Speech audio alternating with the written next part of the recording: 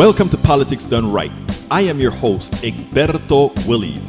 This is a progressive program that will take the mystery out of politics. This is the program that will encourage you to make sure government becomes we the people. Whether you are liberal, progressive, conservative, or otherwise, you get to air your point of view. We are an independent media outlet that, unlike mainstream media beholden to corporations, we only owe allegiance to you. Remember, you can also send me a tweet at EGBERTOWILLIES. That is at Egberto Willies. Let us engage. It is Politics Done Right.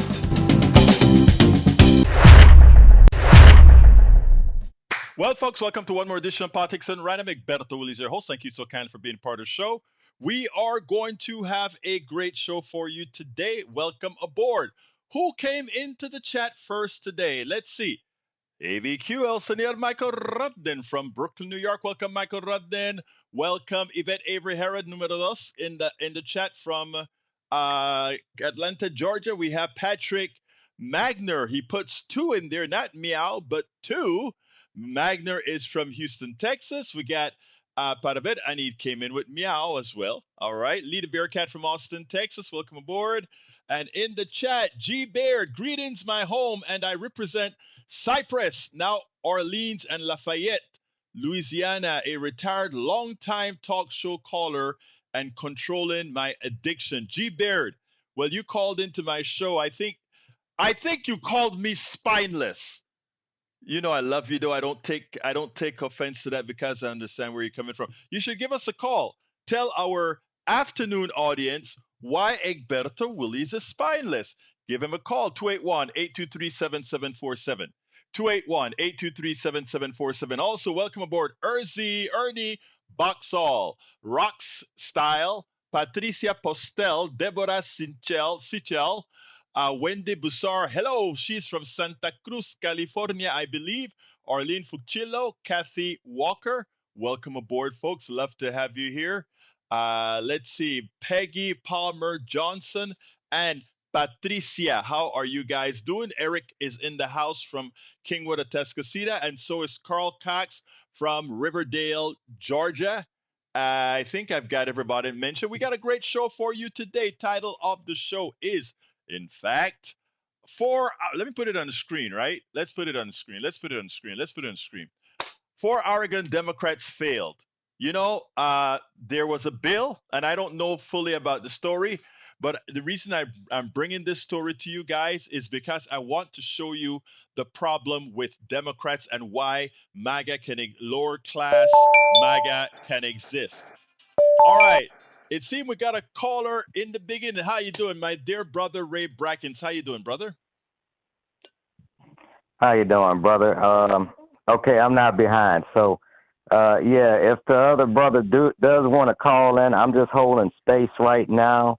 But I did, miss calling in. I've been a little busy and preoccupied, and I've been catching the shows like on the back end. So yeah, man. I hope you're not too frustrated, man. Remember, anytime you have issues, let's get together, folks. This is a family team, and we don't, if some of us get down, we lift each other up. Anyway, talk to me, brother. Talk to me.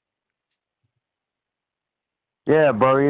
I don't know when you down, but I might take you up on that cup of coffee. I have to take it as Winston Wolfe says, lots of cream, lots of sugar, because Hey, you tell me. I'll come. We'll meet somewhere midway and have some coffee. Okay. Yeah, brother. I'll text you on your back end on your other phone. But yeah, I heard the brother when he said, you were spineless. I won't say that I necessarily agree, but I think we had a similar conversation like that, yes, if I recall. Yes, and I didn't go so far as to say you was spineless. I just said that, these people that was a bridge. I was like, wow, if anything, it was courageous, but I said to myself, Go ahead. real quick, I want to say, why do you why do you torture yourself every day? You came to this country, for the greatness and the freedom, and you could easily just, do like everybody else and say, you know what? Bye. I'm not dealing with any of these trolls. If you're not on board with the program, you don't get a say. But You I've know what? heard you cut people when they lie. Yeah, I if they appreciate lie, that. yeah, if they lie, I cut them. But here's the thing, okay? You're correct. I don't have to do this, right? This is what I dedicated my life to. Let me just say this, folks, okay? And I'm not. This is not a pat on the back, but this is the truth. Uh, I, I lost 90% of my income doing this, okay? And I am now no longer where I was even close. Let me just tell you that. So I did this because of constantly telling myself, why don't somebody do something about this? And when you look in the mirror, you say, well, you have all these technical abilities, do it. My wife isn't too happy. She had to go back to work for insurance and so forth. But guess what? It's for the better cause, people. So I take it. And look, what I say as well is if you can't take it, get out of the kitchen. If you can't take the heat, get out of the kitchen. I can take it. I also, when you knocked me, I understood where you're coming from. When Brother G Beard knocked me, I understand where he's coming from. He's like, damn it, Egberto. Haven't we been through enough? Why are you going to take that? I get it. But somebody has to be there to to be the bridge. Okay. So I get it. I get it, G. And G, you don't call yourself too aggressive to call in. Don't fall into the stereotype. Call to hell in. Damn it. Uh, Look again. Anyway, look, I got a lot to put out there today, brother. Anything else you want to tell me before I move on, sir? Yeah, yeah. To your point, I still say I appreciate what you do, Egberto, and you give everybody a safe space even when they don't deserve it. It kind of reminds me of that old, even though I don't agree with his politics anymore. That guy who used to host that show on Discovery Channel, Dirty Jobs, Yeah, I and love. I Yeah, feel like what you're doing is a dirty job, but like you say, somebody's got to do it. somebody got to do it, brother. Somebody got to do it. And you know what? Let me tell you. I look, I've got faith. I've got faith that enough of us doing this kind of work, it doesn't have to be everybody. Enough of us doing this kind of a work will make a difference. That's what, and I feel that from the depths of my heart. Enough of us doing this job will make a difference, and I've seen it work sometimes. But look, anyway, we arrange sometime to have some coffee, dude. Maybe we bring G Beard along with us. Hey, G, you heard that? You're in Cyprus. You're not all that far. So we may the three of us may sit down and have some coffee. Let both of you put some steel in my spine. Okay. Sounds like a plan. All right, man. Set Take it care, up. buddy. Take care. Have a good one. All All right, right, man. folks. We are gonna You have too.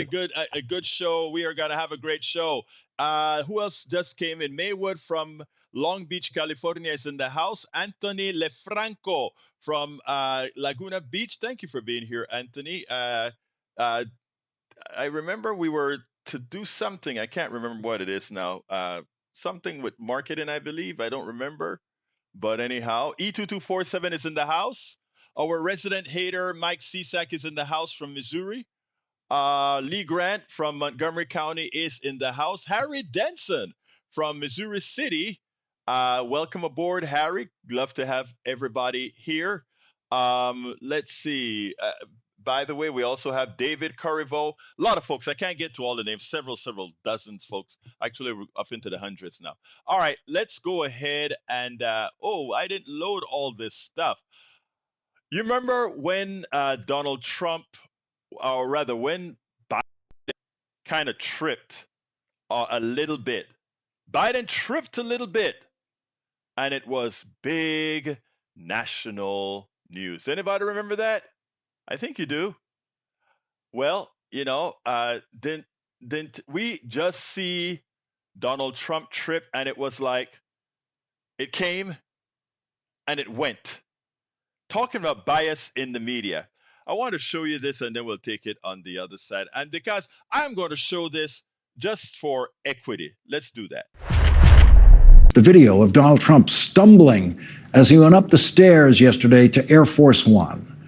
That's the thing Donald Trump doesn't want you to see more than any other video that could possibly occupy your television screen tonight. The video of Donald Trump stumbling as he went up the stairs yesterday to Air Force One.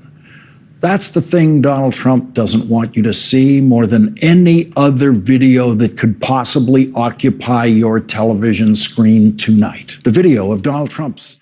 So my question, why is it that we didn't see this stuff all over the place? Tell me. Remember that? We didn't see that all over the place as it was when Biden slipped. But there is good old Trump, and nobody does anything about it. All right, let's see. Michael says Reuters. Sweden Greta Thunberg says she was kidnapped in international waters. Greta Thunberg on Tuesday accused Israel of kidnapping her and her fellow pro-Palestinian activists in international waters, saying she declined to sign a document stating she entered the country illegally prior to being deported. Speaking in the arrivals section of Paris Charles de Gaulle Airport after being dropped from Israel, the Swedish activist said she and her team had broken no laws and called for the immediate release of the activists still in Israel. You know, Israel gets away with committing genocide. Israel gets away with international crimes, everything, because they have the support of the United States. We should, in the long run, do something about that. Newsweek, LA protesters stomped by police on horseback as clashes escalate. The video has gone viral online amid escalating violence during protests against Trump's immigration. We look just like a third world country. That's what we look like. But it's sadder than that. It is much sadder than that. And what I want you guys to listen to is Eddie Glaude, one of my favorite professors on morality, social justice, economic justice, criminal justice, racial justice. Check this out. We'll take it on the other side. Eddie Glaude nailed it about a large percentage of Americans. He nailed it about the vision that others outside of the country thinks about us.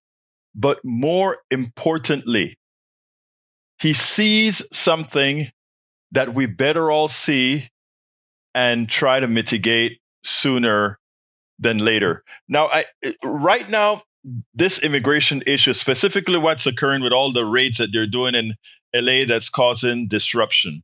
We all know that this is part of the Trump distraction to screw most Americans, to screw MAGA, to screw poor people, to screw the middle class, to transfer their wealth to the wealthy. It's not that he hates the poor. It's not that he hates the middle class. It's worse. He doesn't really give a damn. He just wants to take monies from wherever he can to ensure that his class is taken care of. The wealthy class is taken care of. This has nothing to do with love or hate or anything like that. He is just a capitalist who will extract, who will take. And again, so immigration is an issue where he is able to work on. First, he gets you to hate the immigrants, or he gets a large percentage of Americans to hate the immigrants. And then he makes it okay to hunt them down, as Glaude is going to point out, like the Slave Act. Anyway, he's going to talk about that. But he makes it okay. This has been a slow indoctrination of the American people. First, hate that government can be the solution. Make one believe that government is inefficient, etc. Of course, it's not. Government is a lot more efficient than the private sector. They just can't admit that because of that magic word called profit. But they cannot admit that government is more efficient. They cannot admit it. And all the financial numbers that they put out are made with skewed data that one should understand. So government can never be more efficient than the private sector. The private sector can never be more efficient than the government. Now, the other thing, after they get you to lose confidence in government, they start to create demons. They create all those others that you need to learn how to hate. Because you can only damage folks that you hate. During the slavery days, they made you feel that those other people, there was something about them. They're not like you. They're animals. They are the same thing that Israel does about the Palestinians. They're not like you. And if you start to believe they're less than you, if you think they're less than an animal, you don't have a problem harming them. So when you are raiding a school, or you're raiding a home, and the kids are crying, "Mom, Mom, Ma, I can't, you're taking my mom, you're taking my dad." Even as you love your own daughter, and that would have pained you as a dad, that would have pained you as a mother. You don't see it that way because you have been indoctrinated into looking at these other people as the other, less than people that it is okay to harm. You know, you can like a chicken while you're growing up, but you know you're going to eat that chicken later on. And when you kill that chicken, it's okay because it was a lesser being to you. And that is where we're at, folks. We have had a psychology that's been working to make sure and demonize that which gets us to the goal. Not us. The wealthy has been playing us to get their goals accomplished. So many have joined the fight on the side of the people who are going to screw them to get, they've joined on the side that is harming them. I want you to listen to Eddie Glaude here, and then we'll take it on the other side. You were bursting as we were droning on. No, I'm just thinking about what the country is primed to accept. There is the reality that Donald Trump is breaking every norm. He's extending the scope of executive power. We know that what he's doing is a spectacle for his base. All the talk of the fallout between him and Elon Musk, all the talk about the bad version of the big, beautiful bill, all the talk about the grift in the administration is now gone. So the people who were clamoring. I led with it. It's not gone. It's not gone. But what I'm saying though, is that is it the case that because this is happening, the cracks that we were noting last week and the week before, will that disappear now that folk have their red meat? Now that they're going to see the spectacle of quote unquote LA on fire, which it's not? Right? What will happen? Will he activate the ugliness that got him in office in the first place? Will folk now declare why they love him? Because we know that he's always good on the immigration question. And then the second thing, this reminds me historically of it's not a clear analogy, but when the nation, when these political factions divided the nation in between slaveholders and slave catchers. When they made everybody with the fugitive slave law, all of us had to, if someone escaped, all of us had to return that particular piece of property to these folk. With ICE running around LA, forcing people to make choices. Will they protect their friends, their neighbors, their family members? Will they confront these folk? And they're terrorized. You see people crying. You see babies crying. And these people come in here and do this shit. And what are they supposed to do? And then you just add the police into that? We know that the country's about to pop. So I'm sitting here trying to figure out, excuse the cuss word, I'm sitting here trying to figure out, right, what will the country stomach? Are they going to allow this man to do this? And the answer that I keep coming to is yes. Say more. I don't know what else to say. How can I? Here's the thing. Donald Trump, as a political charlatan of sorts, gives Americans license to be who they really are.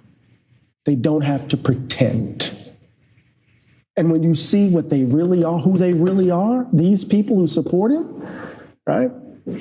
It's dark. I guess my hope would be that the people he's deporting, 9, 12, and 15% of all Americans support the deportation of men and women who've been here a long time, men and women who've had their children here, and men and women who have jobs. 9, 12, 15. Right. 87% of Americans support deporting adjudicated violent criminals. That's not who he's picking up. Right. Right, but he's still picking them up. He's still, I mean, I think, I've been in Paris, I've been in France for the last week. And I had this interesting conversation with this guy. He said, he's an older guy. And he says, when I was young, all that I ever wanted to do was to come to this country, to come to America. Everything about America was the place that I dreamed. Now my children don't want to have anything to do with that place. Right? So there's that reality. Then I fly back in last night and I'm hearing and I'm watching this in Charles de Gaulle before I get on the plane, and I get back here and I'm just wondering over and over again, right? What have we become? Because you can cite those numbers, but the world that we inhabit is that Tom Holman and others are terrorizing our communities, right? And it's happening, even though those numbers say that a lot of people disagree. Eddie Glaude nails it. This is all true. A lot of it is a distraction that will be used over and over again. So we want to take your Medicaid. Hey, look at the immigrants. They're criminals and we're getting rid of them, as we pass the budget on to destroy your Medicaid. You want to give a whole lot of bombs to Israel while there's complaint. Hey, look at what those anti-Semites and those immigrants are doing. Oh, we need to arrest them. We need to throw them out of the country, as we pass the bills to screw you. You want to get rid of regulations that throw crap into the ocean and throw crap into the rivers? Hey, look at DEI. Those people are getting their jobs they're not deserving. DEI got them hired. They're not deserving, as they mess with regulation to harm you. You see, they play you like a fiddle. If you're not aware of what's happening to you in real time, you are being played. And there's a large percentage of America and all of middle class and working class MAGA are being played. They're definitely being played. And, it is sad. It is sad. It is sad. Hey, let me tell you, Love gets it. Love gets it. Welcome aboard. Love says a lot of middlemen, when I talk about it, that there's no possible way the private sector can be more efficient than the government, She understands it, or Love, whatever. I don't know if you're male or female or in between or what, but Love gets it. A lot of middlemen with their hands out. Insurance company, a middleman with their hands out. Corporations, a middle thing with their hands up. Political parties, also corporation, privatize everything. It doesn't get cheaper by adding more salaries, bonuses that could go to the people doing the work. It is math. The idea that the private sector is more efficient has always been a fallacy that the Powell Manifesto taught you. They knew that they had to convince you to be dumb. They knew that in the 70s we were getting smarter. We were asking the major questions. Why do we have an economic system that rewards the ones who don't do the work? Why do we reward the ones with capital and not the ones with intellect? Why do we reward the one with capital and not the ones who do the work? But we are so indoctrinated to think that the billionaire and the millionaire is deserving that we even say we are greedy or we are envious for wanting what they have stolen from us. You see the crazy indoctrination that we have gone through over the existence of this country. The other kinds of things that we put out there, right? There are so many fallacies that when you look at it practically, you say, how could I have thought that? We hate the immigrants so much, the ones that are coming over here without their papers. All they're doing, all these immigrants that's been here for 10 years, working, doing all these things, building homes at a cheaper price, cosechando la comida, harvesting the fruit for all this time. being a part of this economy. They didn't come here to conquer, they came here to work to make a better life. And then you have the settlers who came here. Not only did they came here to take the land, but in the process, they committed genocide. In other words, they threw the people who were originally here not to live amongst us, not to live with us, not to be saying we are going to partake the land, because the originals here didn't have the concept of land ownership. They were stewards of the land. And the mentality that the folks came here wasn't steward of the land, was we're taking the land and we're kicking your butt out. You don't like it, we kill you. And to process that land that we took from you, it was so much land. We couldn't do it. We just go to Africa and bring those people that can handle the sun. You know, that melanin can handle that ultraviolet radiation pretty well. We can put that, we turn that human being into property and we run them like a machine.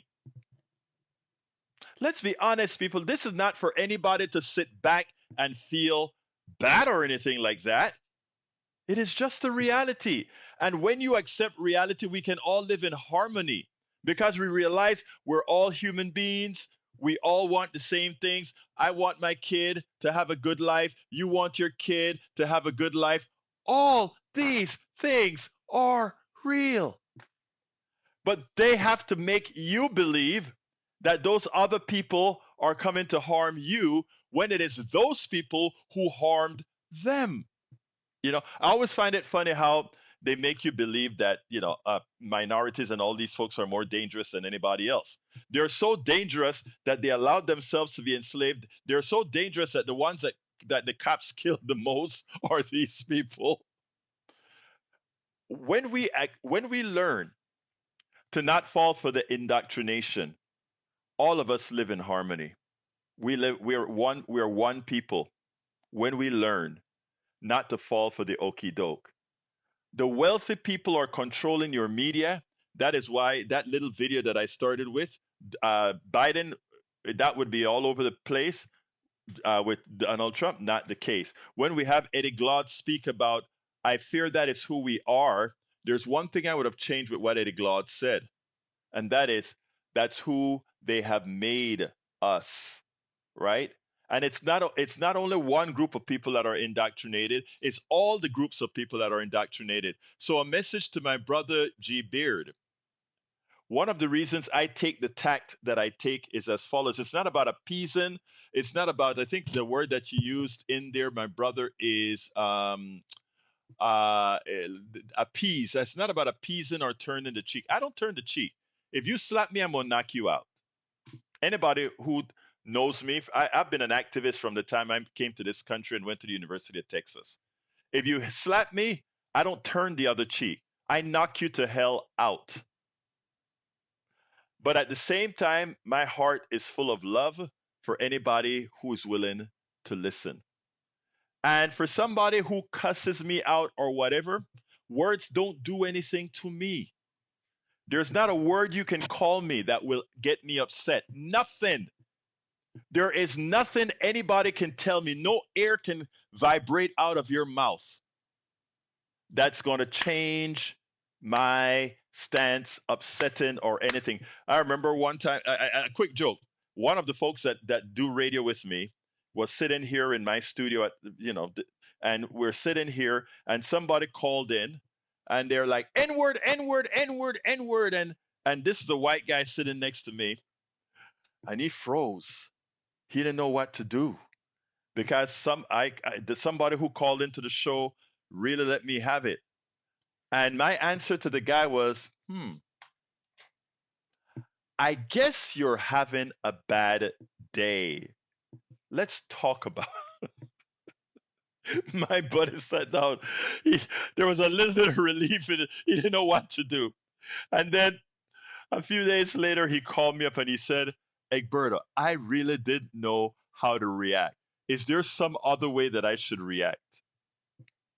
And I'm like, I don't know how you should react. I don't know, but Their words don't do anything to me. You give power to other people when you let their words affect you, right? And so other people's words don't affect me.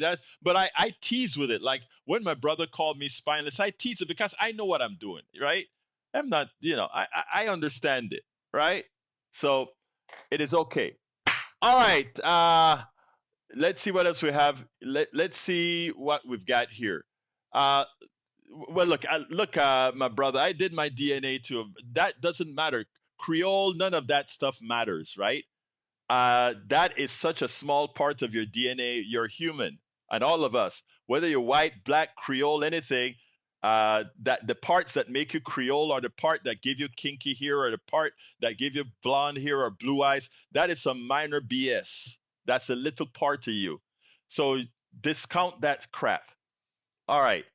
Patricia Postel says, those that stay silent and don't oppose the hate or allowing bad behavior, they are afraid and don't have solutions. What is the solution? Beautiful Patricia.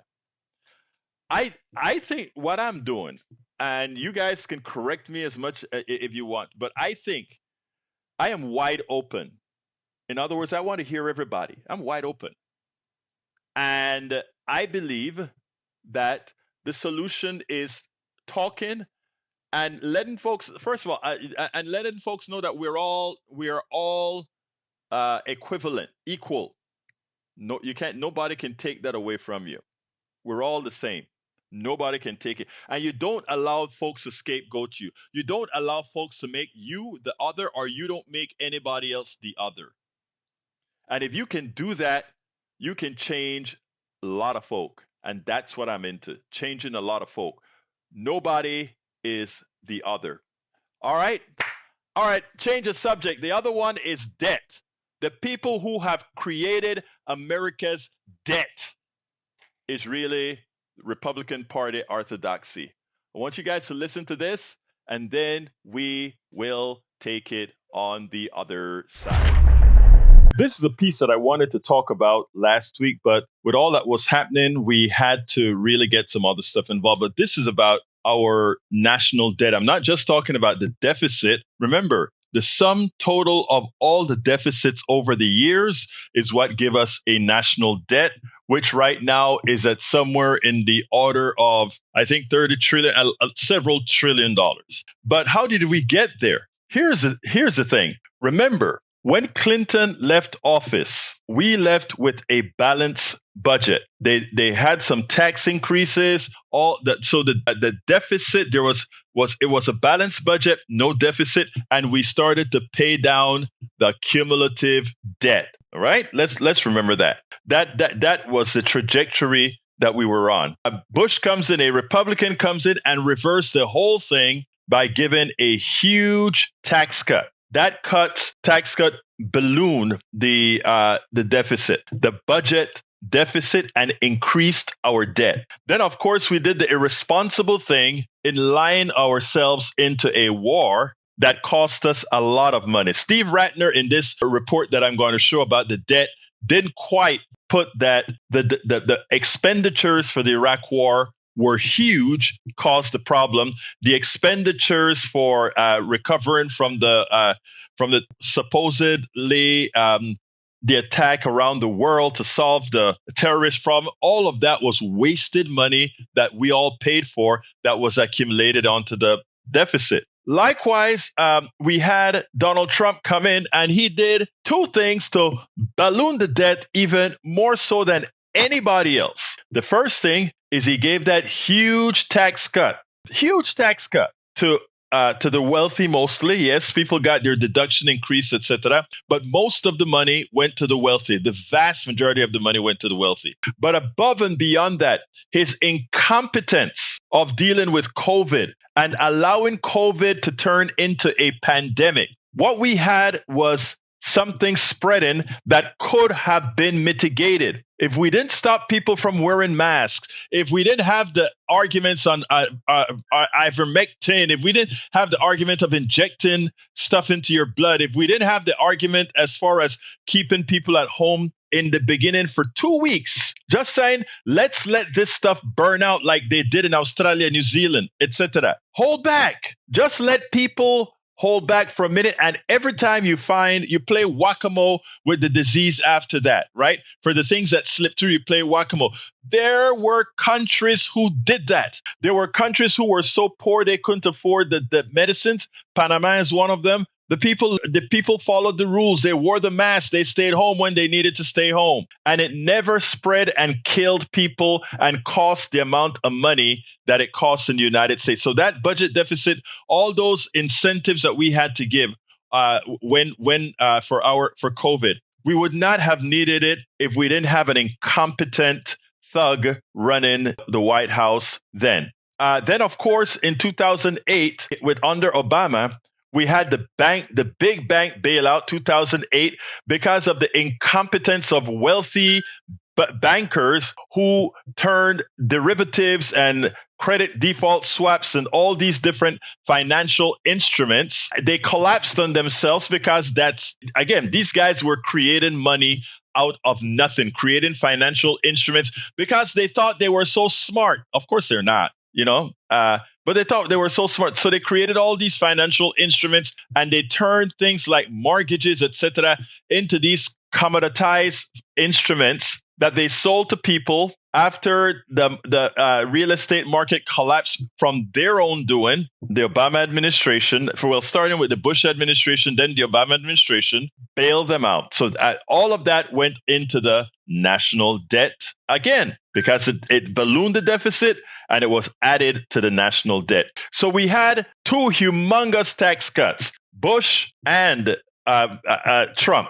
Then we had the complete horrendous handling of COVID that affected the entire world because of a neophyte thug in the White House that got a lot of people who should not have been killed from COVID because they allowed fallacies, they allowed misinformation, they allowed it's simply ridiculous. Then, of course, again, the 2008 recovery, the budget bill, all the other stuff that they call increase in discretionary spending, etc. All this increase in discretionary spending that they always talk about, you need to keep discretionary spending expanding at the same rate of the economy. Hey, I agree with that. But why was discretionary spending not being able to pay it for? Because you had all the damn tax cuts. So even as Steve Ratner in this piece that I'm going to play explains the truth, the thing that these economists, this capitalist economists refuse to talk about is that absent the tax cut, none of these things would have occurred. We would have had a balanced budget and we could have increased our discretionary spending as it should have been increased, right? Meaning Social Security and the Social Security isn't discretionary spending, but the other type of spending, we should have increased them because, again, there are new things that we want to get done in a society. Just tax the folks appropriately. We see the kind of taxation that we're given right now, how it has caused the millionaires and the billionaires to just keep multiplying their monies for producing nothing. They just get rich from being rich and they get richer from being richer. That's what's occurring right now. So the entire fault of the budget deficits, the big debt, not the deficit solely, but the big debt, is one, tax cuts by Republicans, Obama and Bush giving a whole bunch of money, TARP and all the others, to the bankers, and also, again, not taxing enough. Now, giving you that background, I want you to listen to Steve Ratner, but listen to it with the framing that I've just pointed out, because he's not going to tell you the complete picture as far as the debt. By the end of it, and looking at those charts, you should easily see that if we had, after Clinton left office with a balanced budget, had we followed the rules and taxed appropriately, handled COVID appropriately, and not allow bankers to do what they did with credit default swaps and all of that, have the appropriate regulations, and made sure that COVID and everything else was handled appropriately, we would have had a balanced budget and a booming economy, because we would not have had these thugs that we have in finance running our country. It would have been all of us collectively. Check this out, and then we'll take it on the other side.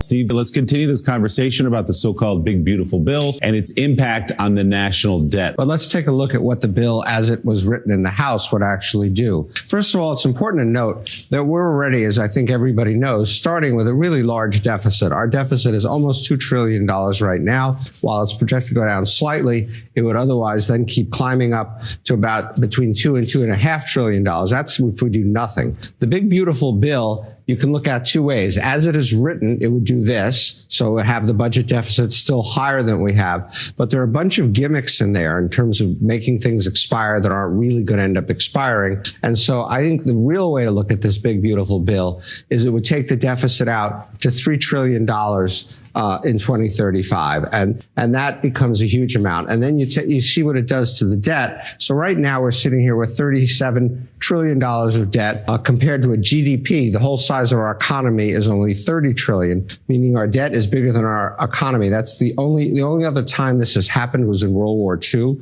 So we're starting with a huge debt load. And then no matter really what you do, because the deficit stays high, no matter what you do, the Big Beautiful Bill makes it worse. You could end up out here with $55 trillion of debt. So the debt growing faster than the economy, this becomes unsustainable. And this is what the deficit hawks are really focused on. What are the risks to a debt that is larger than the economy? Well, what you've seen happen in the last few weeks as this bill has been moving through Congress is periodic spurts of interest rates moving up. The federal government has to sell this debt periodically. It rolls over, it matures, they have to go out in the market and sell it. And the risk is that we pay higher and higher interest rates for our debt. And that in turn, as we'll look at in a few charts, squeezes out other kinds of spending and puts inordinate pressure on our debt and forces some really, really unpleasant things. At some point, reversing tax cuts when the market says it's enough. We're not going to keep financing these kinds of deficits. It's really a burden we're leaving to our children and our grandchildren. And that is an incredibly selfish act that we're doing. All right. Speaking of tax cuts, let's look to your second chart. These are, in your words, absolutely massive tax cuts, dwarfing anything we saw from the first Trump administration. Yeah. So this bill, again, there's a bunch of gimmicks in it. You can look at it as a $2.4 trillion bill. You can look at it as a $4 trillion increase to the deficit. But compare it to all the stuff we've done in the last few years. The bipartisan infrastructure law looks puny compared to this. The rescue plan, half the size of this. The CARES Act, which was Trump's COVID rescue plan, $1.7 trillion. And here, Trump's signature tax bill from his first administration, the Tax Cut and Jobs Act, $1.5 trillion. So compared to his last tax cut, we're talking about something that is massively different. Why is it so big? He wants to extend all the tax cuts that were set to expire in the last bill. This was the gimmick in the last bill. They use these gimmicks to make these bills look smaller because then they come back and extend the tax cut, increase the standard deduction, increase the child tax cut. And then these are a bunch of campaign promises that Trump made sort of out of nowhere in states and in places where it would be politically advantageous. No tax on overtime, no tax on car loan interest, no tax on tips, and so forth. They want to increase defense spending. He promised no taxes on Social Security for seniors. You can't do that through this process, but he came up with a workaround to basically provide the same thing. And then there are the cuts. And this is what Elon Musk is on about, rescinding the IRA climate funds. This is the EV tax credit in here. And these are the Medicaid cuts, $700 billion, which have not only gotten criticism from Democrats, but even Republicans like Josh Hawley, a very conservative Republican, has said this can't happen. And so, as we talked about in the last block, you've got people on both sides of this pushing in different directions, which is going to make this unbelievably difficult to get through the Senate. And then it has to go back to the House and be reconciled with the bill that they passed. Let's go to your third chart. You say debt is difficult to tame. Why did Elon Musk fail so spectacularly? The president had talked during the campaign about cutting $2 trillion. Elon talked about cutting $1 trillion. The final number is probably less than 150 billion, maybe 100 billion. And by the way, yes, people are dying because of that. That's been now well documented. But the reason it's so hard to cut is because so much of the budget is kind of off limits. Nobody wants to cut Medicare. Nobody wants to cut Social Security. You can't cut interest, obviously. People want to increase defense. Veterans benefits, probably not. Food stamps, maybe a little bit, something there. And then, of course, you have the Medicaid piece down here. But everything else that's left out of a $7 trillion budget is only about $1 trillion. You can't cut $2 trillion out of $1 trillion. You can't cut $1 trillion out of $1 trillion. And so that's why when Doge got in there, they found there really wasn't very much to do. But let's just say a word of what could have been, because we've now had 25 years of basic fiscal irresponsibility going back to the Bush tax cuts in 2001. And so if we had not increased discretionary spending faster than the economy, we could have increased it, just not as fast as we did. If we had not had all these tax bills, the Bush tax cuts and then the TCJA and so forth, the recession response, you could say we really had to do, but it costs a lot of money. But in any event, if we had not done this stuff, we still would have had a government that was growing, and we would have ended up in 2021 with essentially no debt. This was the missed opportunity. Now, because so much of the spending is constrained, now because we're paying so much interest, it's impossible to do something like this. Well, look, I hope you attached the preamble of what I spoke about onto what Radner had to say to see the entire picture. There's one other thing that I want to point out. I remember Doge, that thing that was supposed to save a lot of money. We knew that it could not have worked. Doge was never there to save money. Doge was always there for these guys to get in there and take all our data. And God knows what they're going to do with our data. They have their servers in there. They're monitoring a whole lot of stuff. That's what Doge is there for. And by the way, and in the process, Elon Musk became what I call a virtual assassin, because with his irresponsible cutting of USAID and other policies, a lot of people died. And in fact, there's documentation that shows he has killed over 100,000 people by holding back all the work that USAID does. So much for the humane country, so much for the people who believe in the sanctity of life. They have come in and destroyed it. And with the bill that they want to pass now, and it's not only foreigners that are going to get killed, but Americans are going to be, what again? Murdered by their own government as these policies come into play. And we'll continue to talk about it. Yes, we will continue to talk about it, and we are going to write about it. I made my article that accompanied that last piece. I just shipped that article out today, and I'd like all of you to read it and share it, because while that is a video, I have all the corroborating information in the article that I wrote. So what I'm going to do now is I'm going to go find that article so that I can present it to you all. Because look, folks, we have to do this all on our own. The mainstream media is not going to do it for us. We need to do all this stuff on our own. So here is the article. I'm going to put it in both chats. That article don't only have the video in it, but it also has the corroborating information with the links to the different articles, the link to the different data that just shows what is really happening. You know, people will say, oh, you're lying, they're lying. No, we have the corroborating information in the blogs that I write alongside the thing. I'm tired of people blaming Anthony Fauci. Anthony Fauci doesn't need to be blamed for anything. He's a scientist. As data change, that's how we modify things. Anthony Fauci did what he has done. This is a guy who worked with AIDS. This is a guy who worked with a whole lot of infectious diseases and did just fine. Not until we got a bunch of dummies, and I say that from the depths of my heart with respect.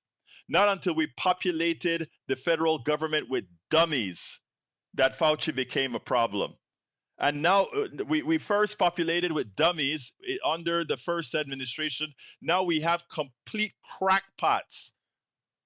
Somebody running the education department that knows she was embarrassed yesterday on TV. She was embarrassed. She knows nothing about anything. She knows nothing about the formative years of this country. You should have seen the interview. A dumb woman who ran the WWF or whatever it is they call. We are populated. We have Hegseth, a drunk a drunk woman beaten buffoon that hasn't a clue. And we have the HHS secretary who has a worm in his brain. That is what's running our country, folks. That is who's running our country. That is who's running our country. You guys have to get up. I mean, yes, we have a lot of indoctrinated MAGA. Leave them alone. Don't hate on them.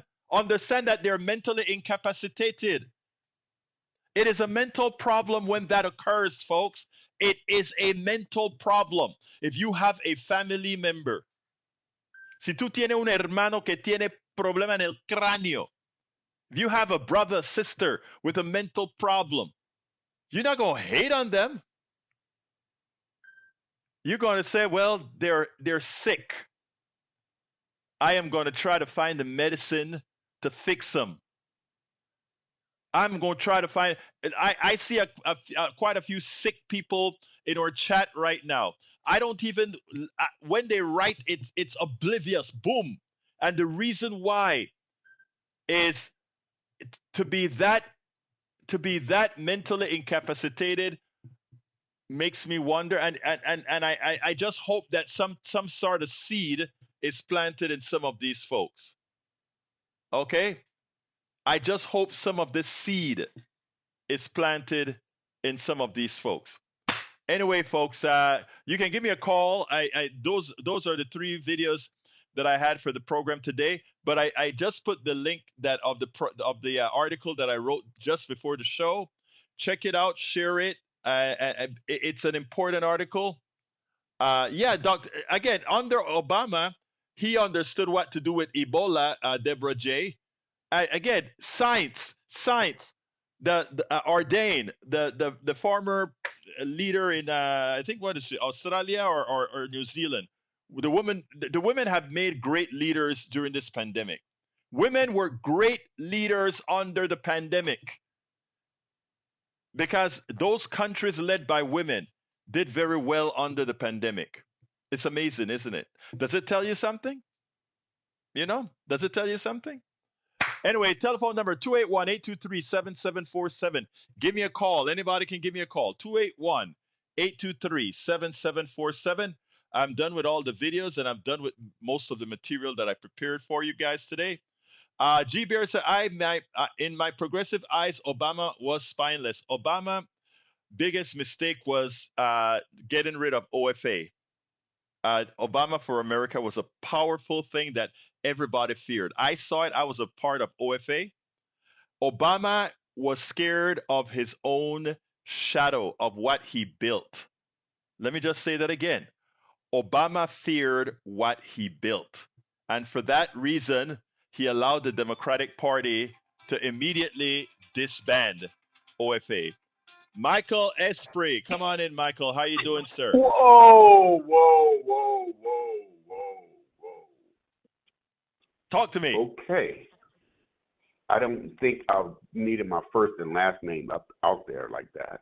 Oh, forgive me. No, forgive me. I'll play your game. Yes, play my game. I'll play your game.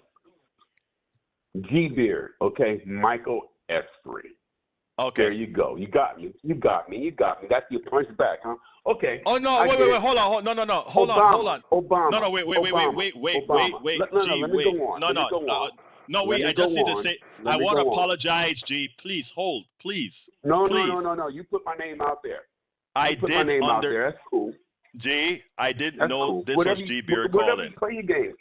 Look, I'm going to say that Obama, President Barack Obama, D-.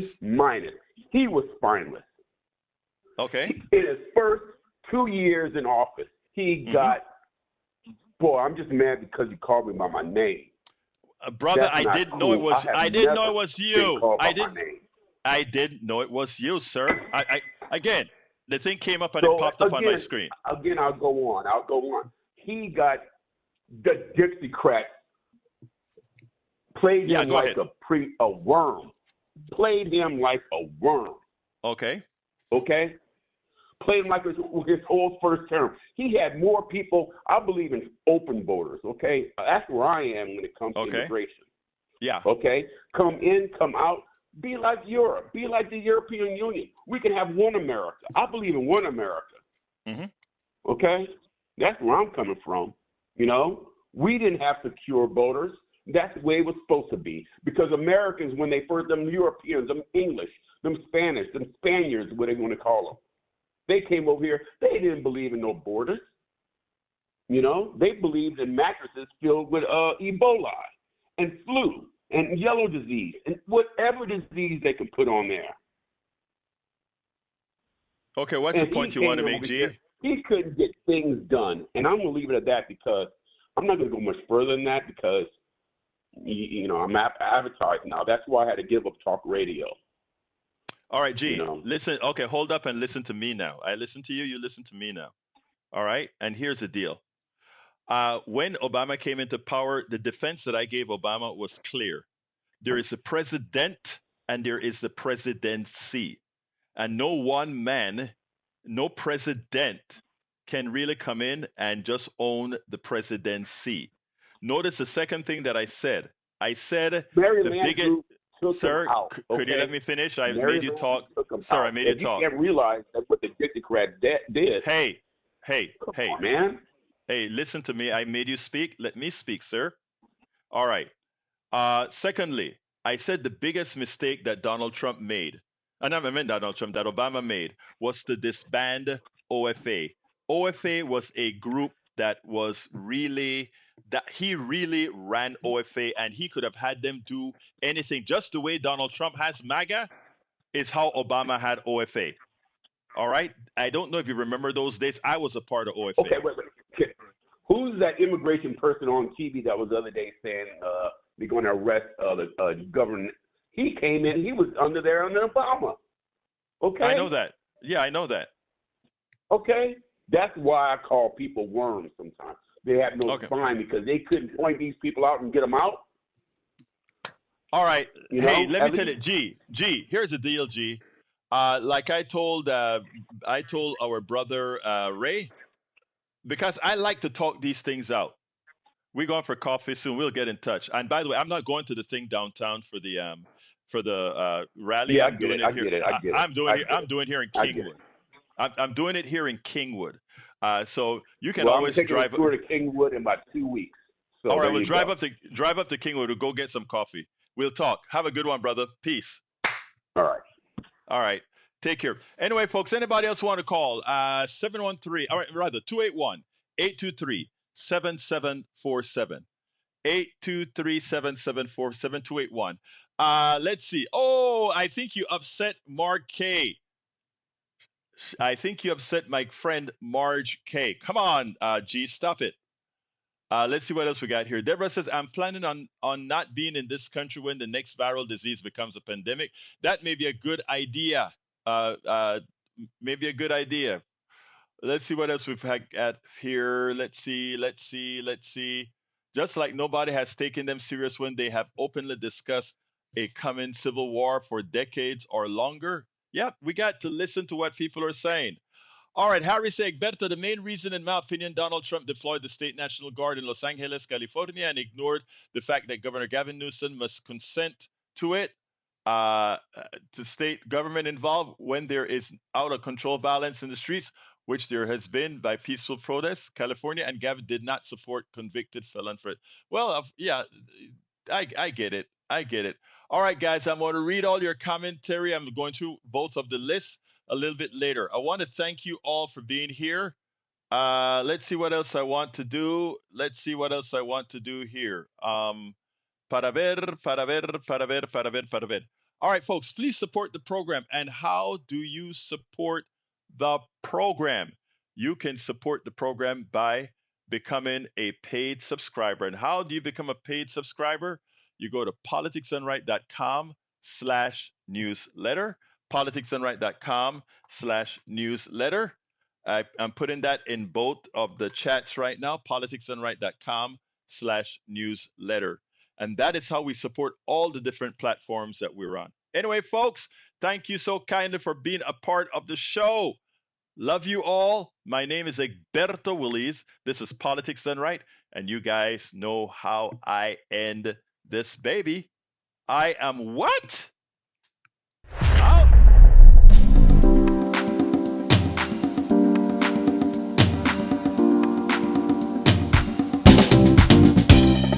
Welcome to Politics Done Right.